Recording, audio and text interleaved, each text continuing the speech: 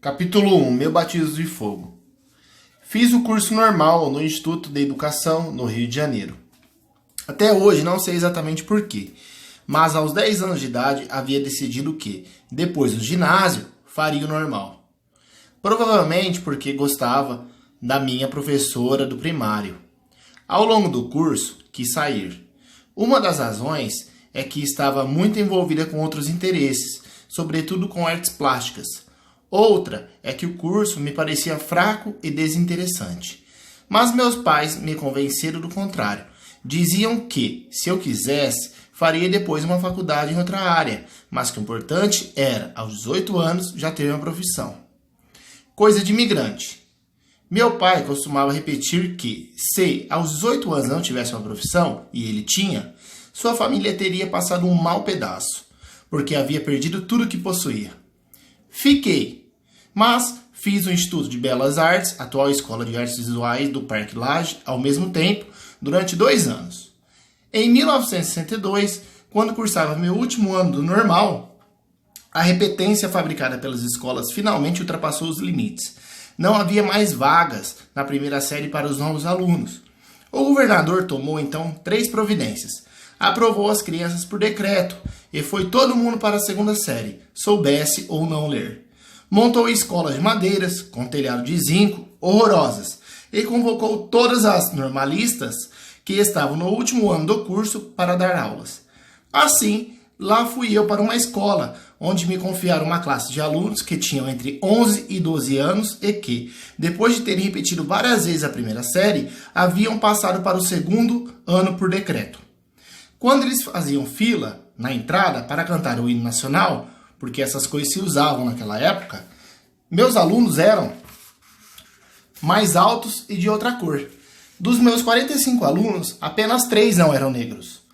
Não eram todos analfabetos, mas isso não significa que pudessem ser considerados alfabetizados. Nós, professores, não estávamos preparados para lidar com alunos que, ainda tateando na leitura, produziam escritas fora dos padrões convencionais.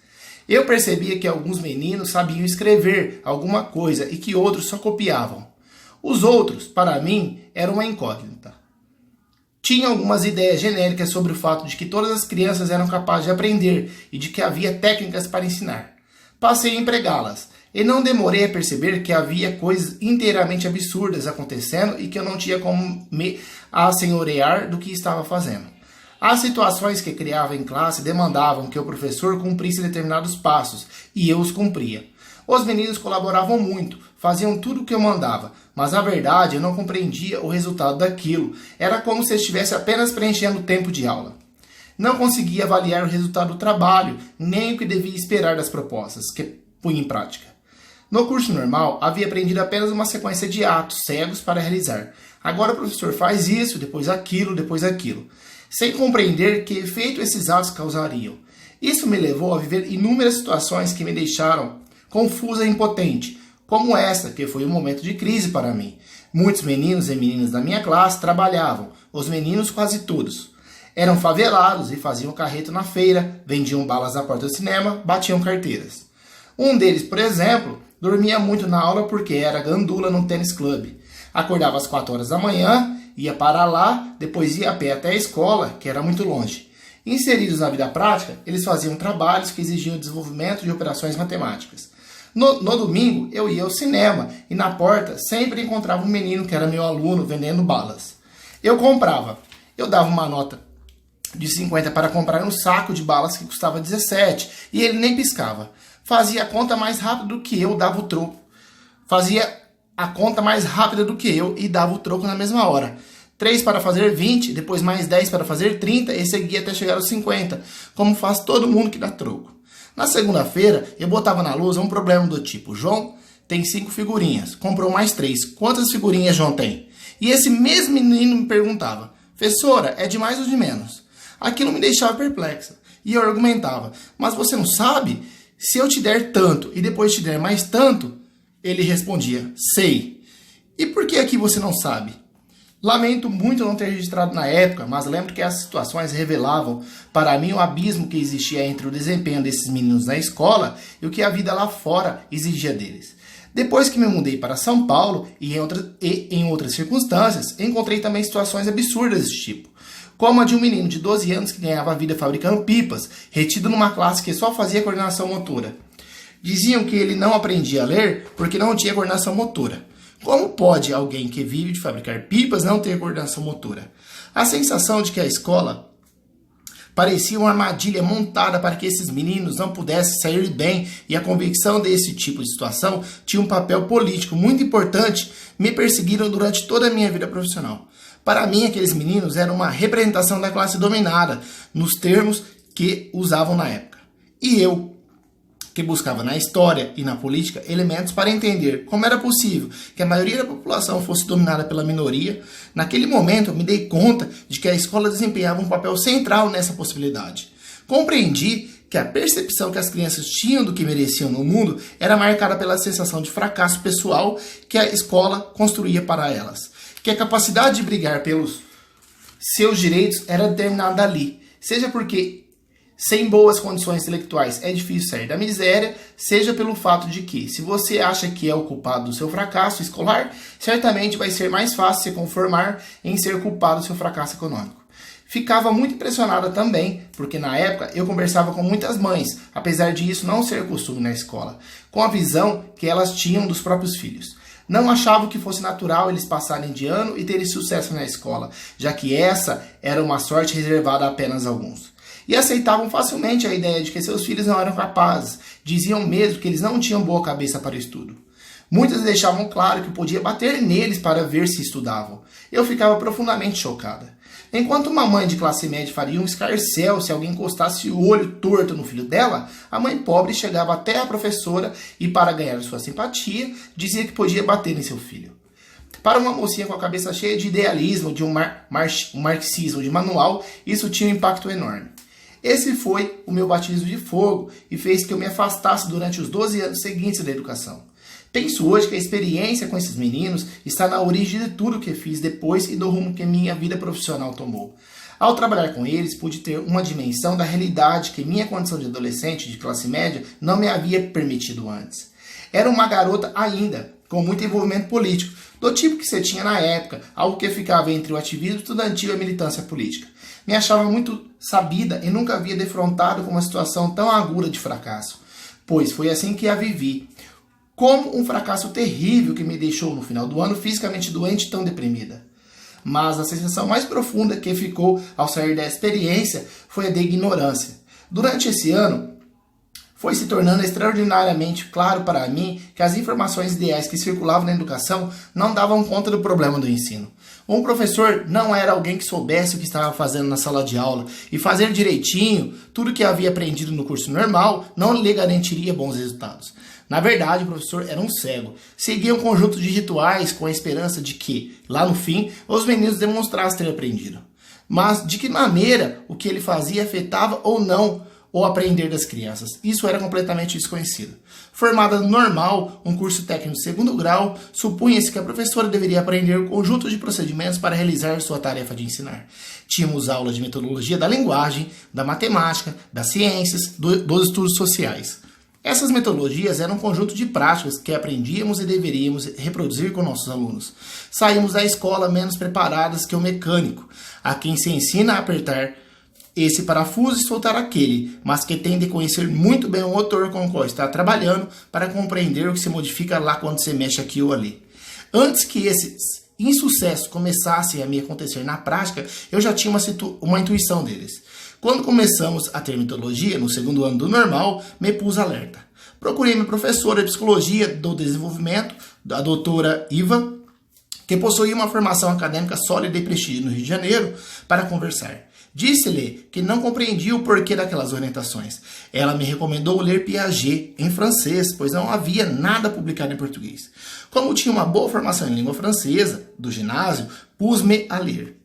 Lembro-me de ter tido uma dificuldade enorme para entender, e o que me sobrou naquele momento foi a ideia de que era importante trabalhar em grupos, que os meninos deviam ter a possibilidade de trocar ideias com os colegas. Mas eu olhava essas ideias apenas do ponto de vista da formação da sociabilidade, da moralidade, de uma questão política, que era privilegiar o desenvolvimento da cooperação em vez da competição. A grande questão de como é que As pessoas aprendem e por que, diante de uma mesma situação, uma pessoa pode aprender e outra não, sobre isso eu não consegui informação. Em classe eu tinha uma relação muito boa com as crianças, gostava delas, reconhecia que eram inteligentes e capazes. E elas tinham claro que eu não as jogava no fogo, mas defendia quando o resto da escola atacava, porque elas eram a rapa do fundo do tacho da escola, os eternos culpados de qualquer coisa que acontecesse. Consegui fazer trabalhos interessantes com esses meninos. Desenvolvimos projetos e minha classe era coberta de material do teto ao chão, de tal maneira que, quando a escola recebia alguma visita, a diretora a levava até lá para mostrar as crianças trabalhando em grupo, produzindo coisas. Por animação, eu acabava oferecendo muitas oportunidades. Como montar uma peça teatral com as milhares de coisas que precisavam ser feitas. Tínhamos um acordo. Passávamos a metade do período fazendo tarefas escolares e a outra metade preparando o projeto. Sempre havia um andamento. Estávamos sempre cheios de entusiasmo, produzindo alguma coisa que no fim ia ficar pronta e ser vista por nós mesmos. Não pensávamos em apresentar nada em público, porque nem eu era bem vista na escola, nem eles.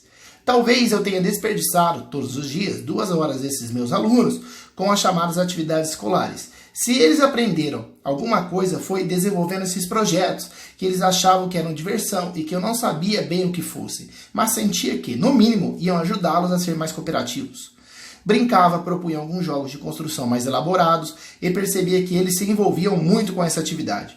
Fizemos bonecos de teatro, roupas para o espetáculo, cenários, o que aparecesse. Desenhava-se muito bem. Por conta da minha própria experiência pessoal como estudante de Belas Artes, eu acabava inventando propostas que faziam os alunos trabalharem com diferentes linguagens. E eles praticamente não faltavam. Eu tinha 45 alunos todos os dias, o que era impressionante. Alguns desses meninos aprenderam, mas não sei o que aprenderam nem como aprenderam. Acho que aprenderam apesar de mim. Não lembro exatamente a proporção dos que, no final do ano, foram promovidos para a 3ª série. Havia uma prova que eles tinham de fazer no final do ano, que não era eu quem elaborava nem aplicava. Mas, sem desconsiderar a importância de ajudá-los a passar de ano, a questão central para mim era a minha própria cegueira, a sensação de que eu fazia um trabalho mecânico, que não compreendia como se fosse o apertador de parafuso do filme Tempos Modernos. E isso era muito angustiante. Acho que meu ideal de professor era alguém que pensa, uma espécie de intelectual com a mão na massa, capaz de equacionar e propor soluções, e não alguém que é arrastado a fazer coisas que não compreende nem quando dão certo, nem quando dão errado. Não consegui descobrir, por exemplo, se os meninos que vi sabendo ler e que, embora não produzissem as coisas que a escola esperava, eu reconhecia que sabiam ler, tinham aprendido isso comigo ou se já sabiam antes e só passaram a demonstrar que sabiam a partir do momento que sua ansiedade baixou. Quando o aluno queria escrever moleque, por exemplo, e escrevia molece, eu olhava para aquilo e pensava, não é que ele não sabe escrever, ele não sabe escrever certo. Enquanto a escola dizia, ele não sabe escrever. No entanto, embora reconhecesse como escrita o que ele produzia, não sabia como fazer para que aquele conhecimento que a escola recusava avançasse até um patamar aceitável para ela. Acho que o professor continua chegando hoje à escola com as mesmas insuficiências com que eu cheguei em 1962. Ele acaba ganhando experiência e também algum conhecimento de natureza intuitiva, mas dependendo da formação que recebe, continua tão cego e perdido quanto eu estava. O que mudou hoje é a maneira pela qual ele pode, se quiser, tentar resolver a situação. Por exemplo, durante muitos anos, os professores do sistema público que viviam uma situação semelhante à minha consolaram-se com a ideia de que uma quantidade enorme de seus alunos, a cada nova turma, eram crianças com algum tipo de deficiência. Por isso é que repetiam e iam continuar repetindo. Eles não conseguiam ensinar a essas crianças, só que pensavam que a culpa não era deles, professores, mas das crianças. Hoje seria mais difícil tentar uma afirmação como essa, pois o conhecimento que se desenvolveu nos últimos 20 anos aponta na direção contrária. O que está à disposição dos professores hoje é um corpo de conhecimentos que, se não dá conta de tudo, pelo menos ilumina os processos através dos quais as crianças conseguem ou não aprender certos conteúdos. Já é possível observar uma situação de sala de aula e interpretar as ações das crianças e do professor com um grau de profundidade que não existia antes. Cada vez mais a concepção que se tem do ato de ensinar desenha o perfil de um professor que reflete enquanto age, pode tomar decisões, mudar rapidamente o rumo de sua ação, interpretar as respostas que os alunos dão, autocorrigir-se. O entendimento que se tem de um professor hoje é o de alguém com condições de ser sujeito de sua ação profissional. Assim, vai ficando ultrapassada aquela prática educacional na qual alguém pensava procedimentos técnicos, passava-os como um pacote para o professor, que entrava na sala e simplesmente o executava. Ao final de 1962 e durante os 12 anos seguintes, eu fugi da educação. Estudei e trabalhei em áreas completamente diferentes. Mas essas ideias e sentimentos permaneceram guardados dentro de mim. E é verdade que nenhuma outra atividade dava sentido à minha vida profissional. Então, acabei voltando. Meu compromisso com esses meninos que foram meus alunos em 1962 está de pé até hoje. E a questão central para mim é, e sempre foi, como que a gente faz para que essas crianças, que são a maioria das que estão na escola pública, tenham sucesso escolar. Hoje sou vista como uma especialista em alfabetização, mas na verdade nunca tive a intenção de me especializar nisso. Acontece que o primeiro instrumento de fracasso para os meninos da escola pública é que não conseguem aprender a ler. Então me dediquei a entender isso. E como me dediquei também a estudar o trabalho da doutora Emília Ferreiro, que abriu uma perspectiva extraordinária nessa área e teve uma importância enorme na mudança de compreensão do papel do professor, acabei me tornando uma especialista em alfabetização. Mas, na verdade, minha questão é a aprendizagem, em especial a aprendizagem escolar. Final.